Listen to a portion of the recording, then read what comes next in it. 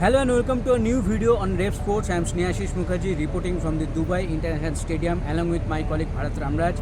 And in this video, we are going to discuss about the whole tournament of the Women's ICC Women's T20 World Cup 2024. Obviously, we all know now that the New Zealand are the new champions of the tournament. Two back-to-back heartbreaks for South Africa. So I will start with that thing. Bharat last edition, getting lost to Australia. Now this time lost to New Zealand. How much tough will be this is for South Africa women's team? Oh, sitting here, I don't think either of us can tell what exactly they're thinking. But it is obviously very, very tough. Must be very, very tough. To go through that again. Last year, at least they could have said, "Yeah, this is our first final, T20 World Cup final. We have reached here. We have lost a better team in Australia." But here they beat Australia in the semi-finals, so they would have believed that they can take the trophy back home. And you have to say a lot of fans were supporting them as well. Absolutely. So, a lot of fans would be disappointed. South African players would be disappointed, dejected, in a pool of depression. But that is how it is. That is how sport is. You can't help it. For example, someone like Goran Ivanisevic in tennis. Lost to Pete Sampras in 5 sets. Lost to Andre Agassi in 5 sets where he made a double fault. And then in 2001, he was an unseeded player. Came up against my favorite player of that time, Patrick Rafter, in the final. No one expected him to reach the final. And went on to win for 5 sets, 9-7. So who knows, maybe that is what they have to look at the history. Think that at some point maybe we can turn it around. So because a lot of players in different sports have gone through such situations and finally turned it around. You can think of someone like Wozniacki in tennis. Everyone was joking about her that she can't win any Grand Slams, and she went on to finally win a Grand Slam at least once. So maybe next time South Africa will do it. But for the moment, all the players should be feeling dejected. Absolutely. We saw that even when they were standing outside, there were tears. Cap, someone like Cap, who's a veteran, was played for 15 years, close to 15 years. So it's a bad moment for them, but they're still here, so they can take a lot of positives. That is after a week or so, maybe when they look back at the tournament and look to build forward for the next World Cup or the next big event. But when you talk about the whole tournament, this edition, we have to talk about the highest run scorer, the South African skipper Laura Ulvard. She has been absolutely brilliant. Despite being the skipper, added responsibility the way she has performed with the bat, as an opener. So what about that? Yeah, see, Ulvard was first point to note about her was when I first saw her in 2017. She was a great shot maker through the offside. Now she's playing a lot of shots through the onside as well. That tells here is a batter who tries to work hard every single time. She goes to a net session or a practice session. So she tries to improve her percentages and fractions. That is why she has scored all those runs. The same we can say about Brits as well, who has scored a lot of runs in this tournament. Our opening partner a couple of years ago, when I watched her, she was not even half this good. So she has improved a lot as well. So we have to give credit to those openers. But again, bad luck that it didn't happen for them in the final. Yes, absolutely. And now we will not talk about only the highest wicket taker. We will talk about the player of the tournament. We will talk about the player of the final also, Amelia Keir. The tournament she had, most wicket in a single edition of a T20 World Cup, Women's T20 World Cup. So what she has done so much right in this World Cup throughout the.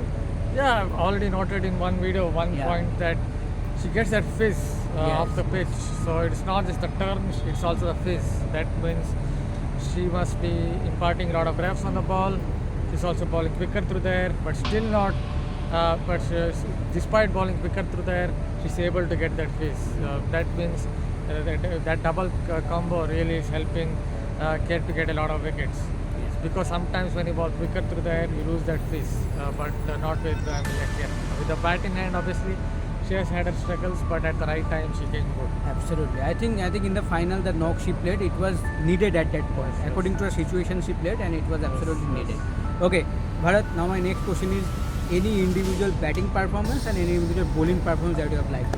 Obviously, it has to be Annika Bosch. She might have struggled for the rest of the tournament. We are lucky that we have Yes, witnessed from but the we stadium. witnessed one of the greatest knocks, I think, in the women's game, at least for 3 decades, whatever I've watched in women's cricket, it has to be one of the best. So I would give it to her. Obviously, her favorite player is AB de Villiers. Maybe bowling performance you can talk about if you want to. Amelia Kerr obviously would be one of Obviously, them. yeah, Amelia Kerr obviously, definitely the final because it's a final game, and the way she was struggling, Yes, with the cramp, still she delivered and took those wickets. It was absolutely good. Then Deandra Dottin performance in the semi-final, 4 wickets. It was absolutely good. Yeah. But from the batting perspective, I think Kiana Joseph also Yes, turned yes, hit yes. in that match Yes. against England. So I think that's the individual performance. Yes. But when it comes to the match, I think for me, I don't know what about you. I think we both can agree to that. The India Australia, Yes. the atmosphere of Yes. that match was incredible. Yes. I think no match came close to that match. But but any other game that you think that were close to that, or maybe from gameplay, I think. Maybe the semi-final, just because of the impact that South Yeah. Africa had. I think the both semi-final. Yes, both semi-final. Yeah. Second semi-final also had its share of ebbs and flows. Deandra Dottin with a short run-up, bowling all those Yorkers, then the way she batted, and the way New Zealand held their nerve right at the end. So that semi-final also had its share of thrills and spills. But I think I would go with India Australia game only because of the atmosphere. Exactly. Even the DJ. Oh, exactly, exactly. When India was struggling, he was using that song from Sargent, slow moving yes, song Bollywood from movie. Sargent. Yes, yes. And when India were doing well, he was using a fast moving song. So Yes. yeah, even DJ was involved in it. Even in the so final also. Yes. Even in the final, Yes, Bollywood yes. songs were being played when wicket fails. DJ was also playing the right tune, so it was a Yes. great match. in that Yes, absolutely. I think in terms of atmosphere and India Australia was superb. In Sharjah, and fans were in huge numbers. And in the final also, it was more than 21,000 people in the final. It was so good to see that huge crowd coming to watch this final.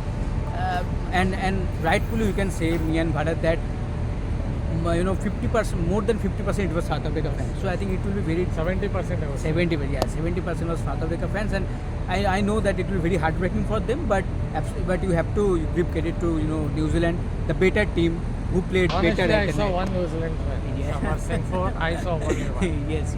So obviously there is not one, but he saw one. Yeah, but yeah, from South Africa's perspective, yeah, absolutely it will be very heartbreaking for the fans. But you have to admit that New Zealand played better, when it mattered most, and they won deservingly. So that is congratulations to New Zealand, to every player, to every support staff. They have been brilliant so far. The way they came to the this World Cup, I think no one gave them a chance.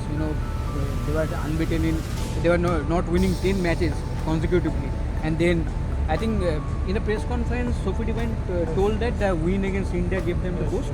Yes. Yes, exactly. So that is why. So that is, I think New Zealand have been superb. So that is for now. Me and Bharath signing off from Dubai International Stadium.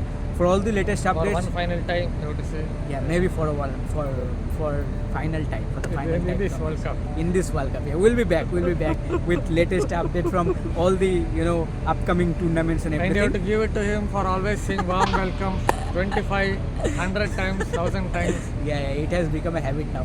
Yeah, so that is for now. Me and Bharath signing off from Dubai. Please keep an eye on Revsportz for all the latest updates from regarding all the sports, and please don't forget to like, share, and subscribe. Thank you.